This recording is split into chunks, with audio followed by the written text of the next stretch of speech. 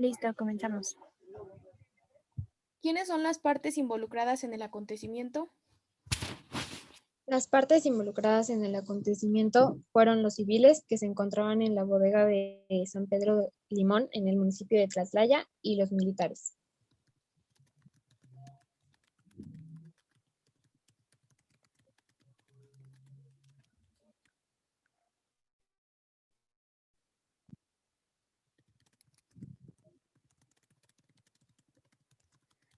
Y la siguiente pregunta, ¿quién es la parte afectada? La parte afectada dentro de este acontecimiento, en este caso nosotros tenemos la postura de que son los asesinados a manos de los militares.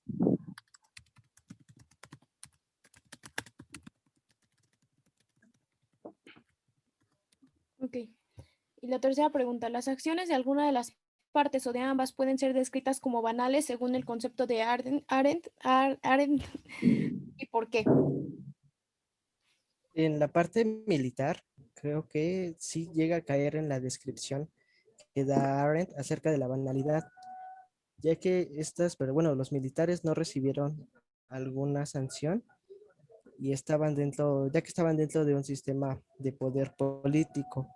Este sistema hacía que de cierto modo trivializaran el exterminio de seres humanos o que cegara sus propias condiciones y no midieran o fueran incapaces de pensar en las consecuencias éticas y morales que estaban teniendo sus propios actos.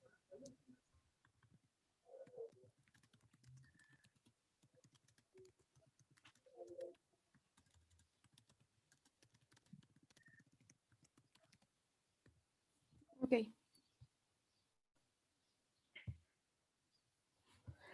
Pues retomando el concepto de Arendt y tomando en cuenta el ejemplo que, bueno, más bien en el texto que ella basa su crítica o su ensayo acerca del caso de Jerusalén, de Eichmann, pues sí estarían siendo acciones banales porque realmente no se puede acabar con la delincuencia asesinando a los delincuentes, porque entonces quedarían las personas que están tratando de acabar con la delincuencia, pues quedarían convertidas en asesinos, ¿no?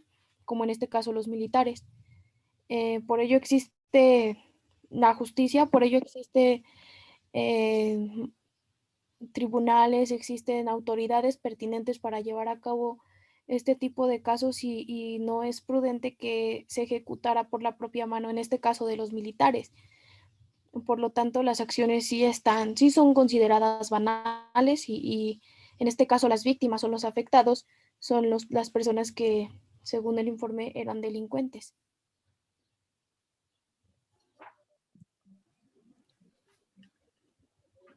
Ok, se considera que pues los actos sí fueron banales por la parte militar, ya que se tomó mucho más en cuenta por ser ellos los militares que los otros, pues por ser en este caso, los malos. Y para esto quiero pues agregar un argumento que se encuentra en el libro, en la página 68, y dice así: carecemos de pruebas documentales debido al secreto de que tal empresa fue rodeada y por otra parte, ningún criminal de guerra se refirió a este aspecto del asunto, ni siquiera los acusados en el llamado juicio de los doctores, celebrado también en Nuremberg, quienes no dejaron de citar constantemente frases de estudios de fama internacional efectuados sobre la materia. Quizá habían olvidado cuál era la opinión pública imperante en el periodo en que se dedicaban a matar. Quizá jamás se preocuparan de saberlo, puesto que creían equivocadamente que su actitud objetiva y científica era mucho más avanzada que las opiniones sustentadas por los ciudadanos ordinarios. Sin embargo, a la debacle moral de toda una nación han sobrevivido unas cuantas historias verdaderas, de inapreciable valor, que constan en los diarios de guerra escritos por hombres dignos de confianza, que tenían conciencia de que sus contemporáneos no experimentaban la sorpresa e indignación que ellos sentían. Otro argumento que presento se encuentra en la página 149 del mismo libro, y quiero citar el siguiente texto. Por cuanto exigían que el acusado proporcionara sus propios medios de prueba, lo cual éste no pudo hacer, porque en Israel carecía de medios para conseguir testigos ni documentos en su descargo. En resumen, el proceso había sido injusto y la sentencia también. Fue más la sentencia, en este caso, a los ciudadanos que a los militares, y carecían de pruebas justamente porque también no había personas cerca, y las que habían pues no les creyeron por el mismo hecho de ser simplemente ciudadanos y no ser del gobierno como los militares.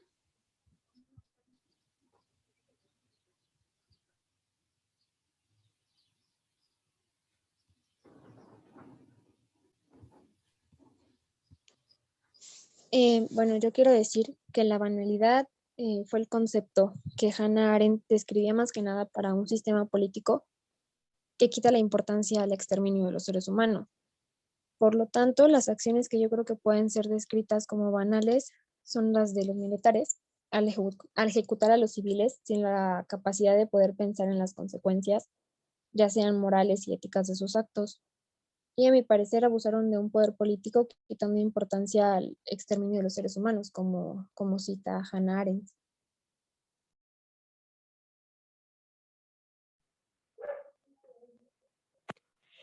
Eh, re- Tomando de una manera más resumida lo que es el concepto que Arendt da a la banalidad del mal, mi postura a esta pregunta sobre si las acciones de alguna de las partes fueron banales, mi postura es que no totalmente. ¿Por qué no?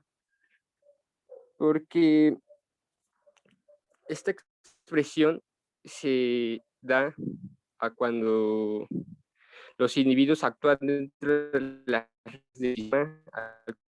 reflexión de sus actos, no se preocupan por las consecuencias de sus actos, solo por el cumplimiento de las órdenes. La tortura, la ejecución de seres humanos o la práctica de actos malvados no son considerados a partir de sus efectos o de su resultado final, con tal que las órdenes para ejecutarlos provengan de estamentos superiores. Mi postura es contraria a la idea de que se aplicó como tal por parte de los militares esta banalidad del mal. Banalidad del mal. Porque los mismos militares no estaban actuando sobre lo que son el firmamento o las reglas de que tendrían que matar necesariamente o disparar hacia los civiles. Más bien esta fue una acción arbitraria por parte de los militares, fuera de alguna ley o manera legal por la cual asesinaron. Más bien sería una parte incluso contraria, porque estos mismos militares, aunque es un acto horrible y sin conciencia, estos militares que actuaron sabían lo que estaban haciendo, y sabiendo lo que hacían, no estaban respondiendo a las reglas judiciales de qué es lo que tenían que hacer. Revisando el caso, sabemos que estos no atendieron a un llamado por parte del Poder Judicial a lo que fue matar a los civiles, sino que ellos a mano propia, podríamos decir, tomaron esta decisión de asesinar a los civiles con una total conciencia de lo que estaban haciendo. Ahora, otra parte que también quiero tomar es esta de que ya cuando se llevó a proceso, por así decirlo, la investigación, en estas mismas se supo que esta parte en donde se llevó era un lugar donde había mucho conflicto entre lo que son los militares y el narcotráfico. Entonces, como ya habíamos visto en parte de la historia de estos lugares, por así en este estado, muchas veces se ha matado a civiles, pero con otros fines, no necesariamente respondiendo a los estatutos que hay en el Poder Judicial, sino por convención personal de estos mismos. Y a esto voy. Y con esto voy a la idea de que las razones por las que mataron a esos civiles fueron fuera de lo que sería por la ley. Y por ello mismo después se hizo un proceso judicial en el que, aunque no fue de todo justo, en el sentido de que se pudieron atrapar a todos los militares y algunos de ellos sí fueron atrapados.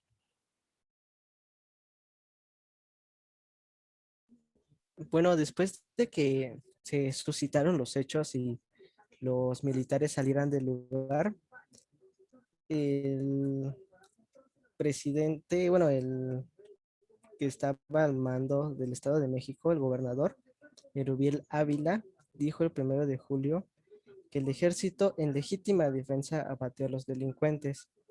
Esto lo dice como si fuera algo completamente normal o les demerita de cierto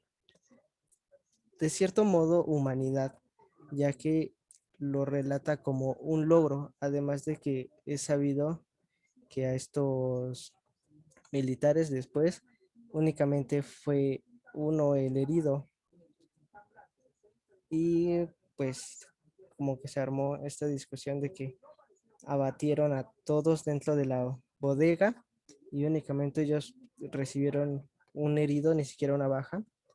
Y pues los almirantes o los que estaban en la cabeza al mando del gobierno no hicieron nada o no se esforzaron en abrir una investigación severa, sino que esto ya se suscitó después cuando se fueron a tomar pruebas de cómo habían sucedido los hechos en el lugar. Así que pues esa sería como una evidencia de que en este caso se está suscitando, como describe Arendt, la banalidad. Son actos banales que se están realizando pues, por el sistema de poder político. En esta parte mi compañero explica que si bien la banalidad del mal no puede aplicarse a los militares, sí se puede aplicar en lo que fue este propósito de defensa ante ellos, de que estos habían actuado conforme tenían que actuar, pero revisando el caso y conforme se llevó los procesos y pues, la misma investigación que hubo sobre la escena del crimen y cómo fueron aconteciendo las cosas, entonces llegamos a esta idea de que no podemos decir que los militares, que la banalidad del mal se aplica a los militares. O sea, se aplica en la parte cuando se quiere defender a estos, precisamente diciendo que estos actuaron porque así lo suscita pues, sus trabajos, o sea, una justificación de lo que hicieron. Pero ciertamente la banalidad del mal como tal no se aplica en ellos, porque el propósito de aplicar esta banalidad del mal en ellos es esta parte de justificar y no culpar a estos militares cuando realmente ellos no mataron a los civiles porque fuera un decreto, aunque ya dentro del juego de la política se intentó defenderlos suscitando a esto, de la banalidad del mal. Entonces, por parte de los militares, no hubo banalidad del mal, pues bien ellos sabían lo que estaban haciendo y las razones pudieron haber sido otras, pero no este aspecto de que ellos necesariamente tenían que matarlos. Y en la misma investigación de este caso, pues sabemos por el testigo que hubo y por lo que se fue investigando, que realmente no había una razón, en primera, para que los mismos militares mataran a los civiles y en segunda, no había esta coacción de parte del Poder Judicial para que actuaran de esta manera. Entonces, la banalidad del mal no se aplica a las acciones no se aplica como una justificación a las acciones que tuvieron los militares, aunque vemos que se intenta aplicar en su defensa.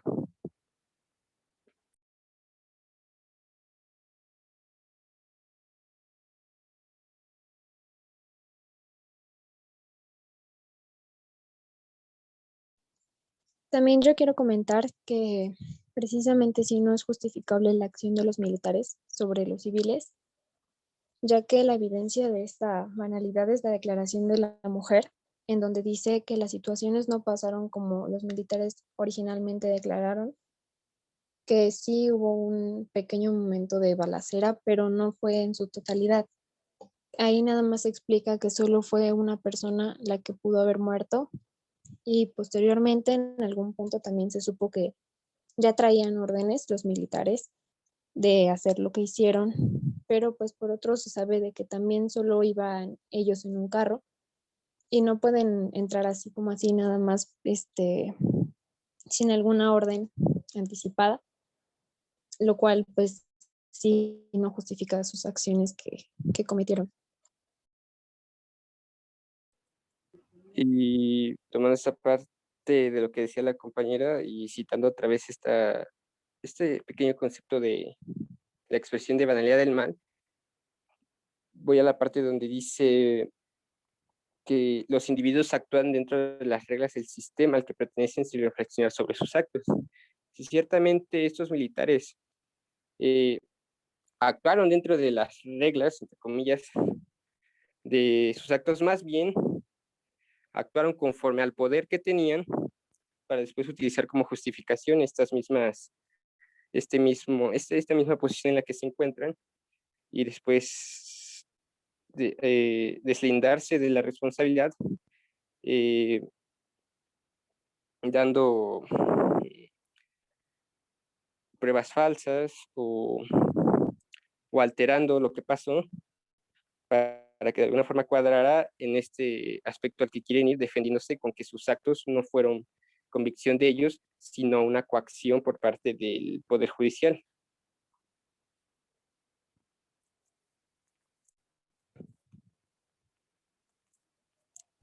Contrastando con la conclusión que da Arendt acerca del caso de Eichmann, en este caso no podemos decir lo mismo porque los militares actuaron por, por, por voluntad propia. Ellos no recibieron ninguna orden de acribillar a los delincuentes en este caso y más bien ni siquiera sabían que eran delincuentes.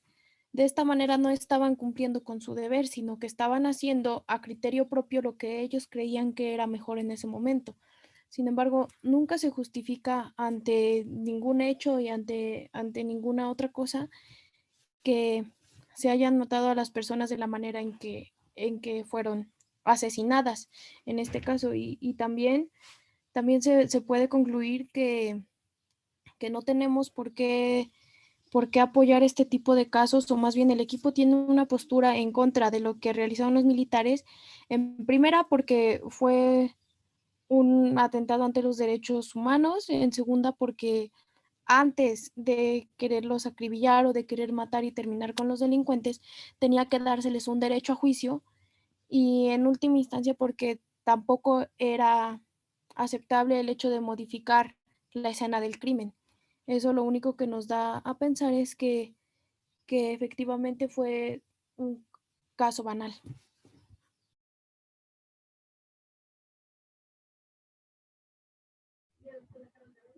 Perfecto. Entonces con esto terminamos esta videollamada. Solo para pues recordar este que el documento lo escribes tú, Erika, por favor. Sí. El cuestionario más bien con las preguntas que pues ya contestamos y pues el formato de DS pues ya yo lo termino de agregar y se los bien. ¿Todos de Sí, acuerdo? ¿Quieren agregar una última cosa? Creo que no. Pues también podríamos hablar sobre la crítica que hay dentro de este aspecto que Arendt da al acuñar esta expresión de banalidad del mal.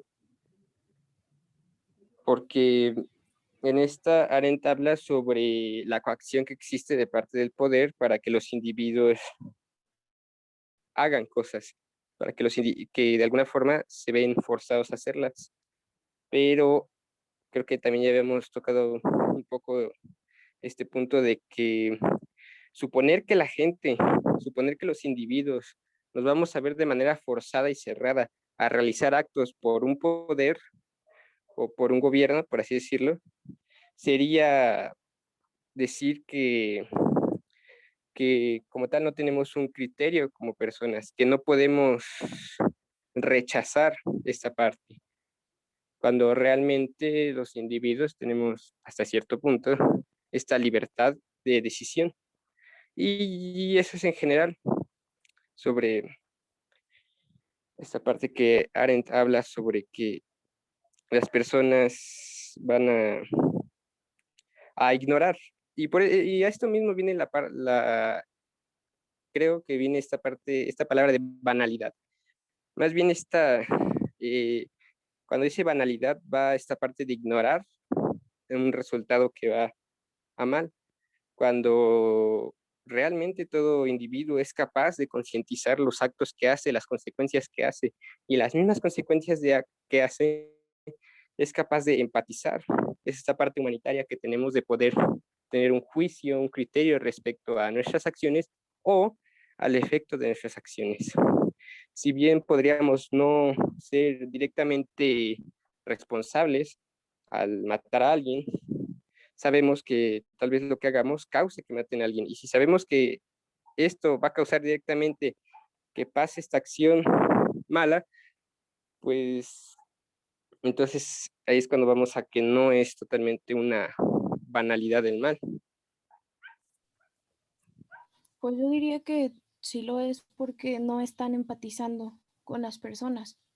O sea, a diferencia del caso que relata o que critica Arendt, en este caso no se llevó a cabo ninguna orden. Bueno, en los testimonios no se dice en ningún momento que el ejército recibió la orden de acribillar a las personas que se encontraban en la bodega, así que no estaban haciendo, no estaban cumpliendo con su deber, porque en este caso lo que deberían de hacer sería acatar las órdenes de sus superiores o como lo decían, como lo decía en el caso de Eichmann, en este caso tenía que, él decía o justificaba sus acciones por el hecho de defender su patria y su bandera. Decía que él solo no podía haber relatado todas esas órdenes o no pudo haber acabado, o más bien haber iniciado el holocausto, sino que él estaba solamente acatando las órdenes de las autoridades superiores a él. Pero en este caso no se les dio ninguna orden a las personas, en este caso a los militares. Nunca recibieron una orden de parte de algún superior en donde se dijera que tenían que acribillar a las personas. Y ahora, como dije anteriormente, si la escena del crimen fue, fue modificada a conveniencia de las personas involucradas, o en este caso de los atacantes, no había por qué, si los militares hubieran hecho su trabajo, no había por qué modificar la escena del crimen. Y en último lugar, no tenían por qué desde un inicio iniciar el fuego, porque quienes lo iniciaron, según el testimonio de la persona, fueron ellos, además de que no cumplieron su palabra en el momento en que les dijeron que si se rendían únicamente hablarían con ellos. Al contrario, una vez que salieron los ejecutaron de manera cruel y cero empática. En esta parte de deshumanización que tienen los propios militares, podemos ver que entre los asesinados eran jóvenes e inclusive había una menor de edad que era Erika Gómez González, la cual recibió un disparo en la pierna y después los militares, según los testimonios de Julia, la remataron con un disparo en el pecho. Y después volvieron a colocar su cuerpo como si, boca abajo, como cuando estaba antes de rematarla. Así que podemos ver como estos actos de deshumanización hacia las personas e inclusive hacia los menores, bueno, hacia la menor. Y bueno, esos mismos actos de maldad, más que ser una manera deshumanizada, en sentido de tomar la humanidad como una total bondad, es más bien estos actos conscientes de parte de ellos al realizar esas actividades, en este caso. Y a lo que voy yo cuando digo que no se aplica una banalidad del mal es porque no hay una manera forzosa en la que ellos tengan que actuar de esa manera con un total desinterés, sino lo contrario. No están obligados ni coaccionados a actuar de esta manera y al mismo tiempo, conforme las investigaciones que del caso se dieron y a la historia que ha habido dentro de ese, o sea, el contexto social, político que hay dentro de ese, de donde se da este acontecimiento, podemos decir que las convicciones de los militares eran fuera de una acción forzosa, a lo que sería contrario a esta idea de banalidad del mal, que es cuando alguien se ve forzado a actuar, pero este no es, en parte no es, no tiene esta conciencia, pero hace las cosas por orden. Entonces, ese es el punto que voy cuando quiero decir que de parte de ellos no se aplica banalidad del mal y por lo tanto tampoco se aplica en una justificación de sus actos por parte de ellos. Ok, ya para terminar, pues también quiero agregar una parte de la nota de un reportaje que nos dice que el 8 de julio la agencia informativa estadounidense de Associated Press planteó algunas dudas sobre que todos los presuntos delincuentes hubiesen muerto durante el enfrentamiento con el ejército y señaló que pues la fachada de la bodega solo presentaba agujeros de entrada de 6 disparos. Tampoco había señales de un tiroteo continuo dentro del edificio. Sí se veían, pero eran pocas marcas de bala y ningún casquillo. Esto era lo que decía la nota. Igualmente, pues indicaba que en las paredes por dentro había 5 marcas que seguían el mismo patrón. 1 o 2 agujeros de bala cercanos que pues rodeaban una salpicadura de sangre, aparentando que pues en algunos de los muertos estaba de pie contra la pared y recibieron 1 o 2 disparos a la altura del pecho. Pues esto pues también nos quiere decir que pues la escena del crimen pues se vio alterada para que pues las personas que no estábamos ahí y pues obviamente los comunicados salieran de que obviamente los malos en toda esta historia pues fueron los que murieron en vez de los militares. Efectivamente, concuerdo contigo, Daira, además de que el testimonio de la persona con el nombre, en este caso para cubrir la identidad verdadera de Julia, se dice que ella dice y asegura que en el momento, o sea, aún antes de que rectificaran si todos eran ya cadáveres sin vida, los militares dieron la orden de que si había alguno que no hubiera muerto durante el tiroteo, fuera rematado y les volvían a disparar hasta que murieran. Entonces, en este caso no, o en la defensa de los militares, no se pudo haber dicho que era en defensa propia o que ellos habían recibido primero los primeros impactos de bala.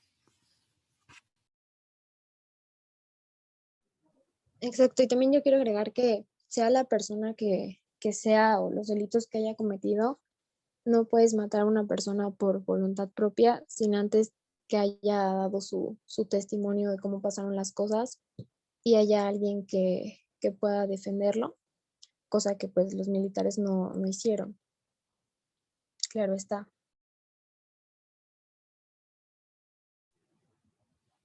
Perfecto. Entonces terminamos con esta videollamada.